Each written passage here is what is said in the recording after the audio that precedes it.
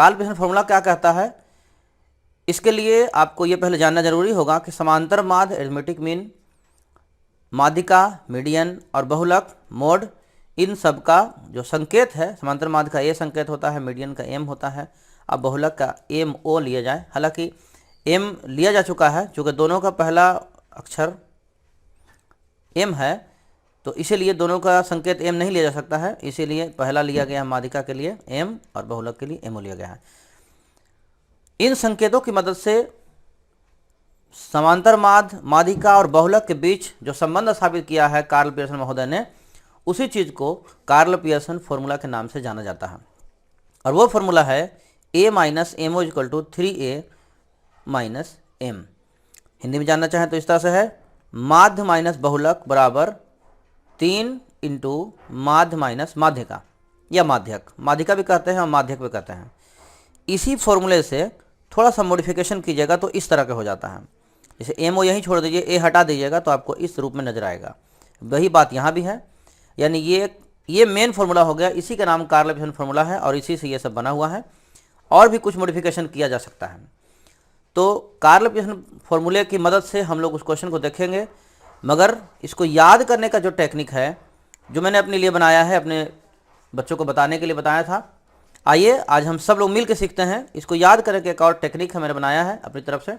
इसको देखिए, इसमें आई जो लिखा हुआ है ये सिर्फ निमोनिक बनाने के लिए है, इसलिए आई का यहाँ पर वैल्यू नहीं लिया जाएगा और बाकी जो चीज़ें हैं उसकी वैल्यू होगी। कैसे पढ़ना है, I am 3m, I am 3m कैसे बोलते हैं, I am going to Patna, I am going to Kolkata, तो उसी तरह से आई एम लगा हुआ है, यहाँ बताना है आपको आई एम 3m, इस तरह से बोलिएगा, एक दो बार बोलिएगा, रिपीट कीजिएगा तो आपको याद हो जाएगा। यहाँ पर आई का वैल्यू नहीं है, बाकी का वैल्यू है। अब देखिए इसकी मदद से हम कैसे फॉर्मूला याद किए हैं, तो आई को छोड़ दीजिए, अब यहाँ चलिए ए माइनस एम ओ यहाँ लिखिए, यहाँ पर है 3m तो a माइनस एम फिर हो गया और 3 बाहर ले लीजिए, तो बड़ी आसानी से याद हो जाता है आई एम 3m।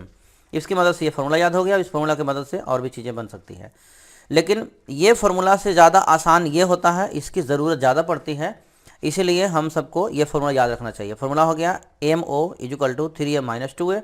देखिए इसी फार्मूले की मदद से हम लोग उस क्वेश्चन को बनाएंगे। तो आइए क्वेश्चन की तरफ चलते हैं। ये हो गया हमारा क्वेश्चन। इस क्वेश्चन को हम लोग कैसे सॉल्व करेंगे, आइए शुरू करते हैं। क्वेश्चन है, किसी बंटन में माध्य एवं माध्यिका या माध्यिक कहिए क्रमशः इतना दिया हुआ है, तो बहुलक ज्ञात करें। डायरेक्ट बहुलक बोल रहा है और बहुलक का हमने फॉर्मूला भी देखा है जस्ट। देखिए ये बहुलक का फॉर्मूला है, इसी फॉर्मूले को डायरेक्ट लिखेंगे और आंसर हमारे हाथ में होगा। फॉर्मूला हो गया M O equal to 3m minus 2a। बस वैल्यू पुट कीजिए, मान बैठाइए, काम खत्म।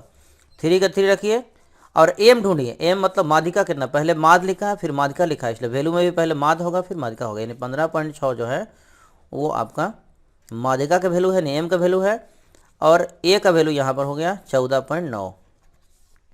15.3 से गुना कीजिएगा आप, सॉरी 15.6 से गुना कीजिएगा 3 में, तो आपको मिलेगा 46.8। अब इसको जब गुना कीजिएगा तो आपको मिलेगा 29.8, ये 9 है।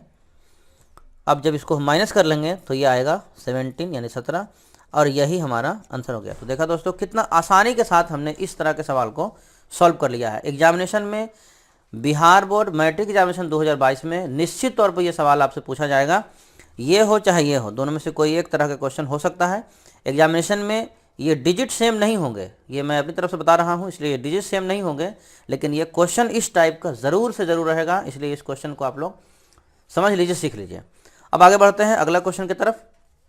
तो अगला क्वेश्चन हमारा है, किसी बंटन में यदि माध्यक एवं बहुलक क्रमशः इतना इतना है तो माध्य ज्ञात करें। देखिए जो फॉर्मूला हम लोगों ने सीखा है, इस फॉर्मूले की मदद से डायरेक्ट आप माध्य का फॉर्मूला भी निकाल सकते हैं। देखिए माध्य यहाँ ए है, अगर हम चाहें तो ए का डायरेक्ट मान निकाल सकते हैं। कैसे होगा, यहाँ इधर ले आइए, इसको इधर ले जाइए, तो हो जाएगा आपको a equal to 3m minus m o by 2 हो जाएगा।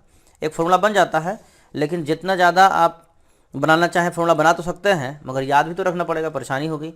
इसीलिए एक ही फॉर्मूले से हम लोग अन्य 2, 3, 4, 5 कितने भी क्वेश्चन आएंगे उसको हम लोग हल करने की कोशिश करेंगे।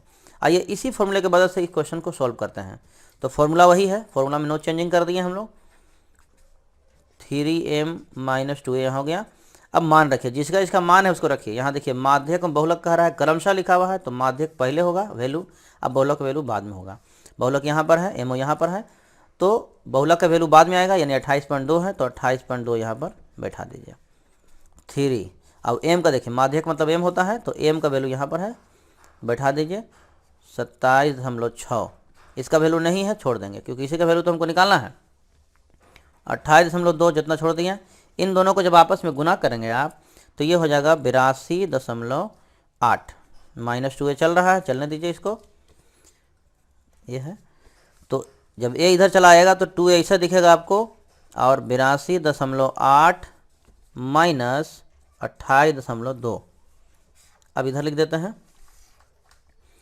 तो 2a इज इक्वल टू, जब इसको आप माइनस कर दीजिएगा तो 54.6 हो जाएगा। देख लीजिए, यहाँ से घटाइएगा तो 54.6 हो जाएगा, और जब a का वैल्यू निकालिएगा तो 54.6 बाई 2 हो जाएगा, और जब 2 से इसको डिवाइड कीजिएगा तो आपको मिलेगा 27.3।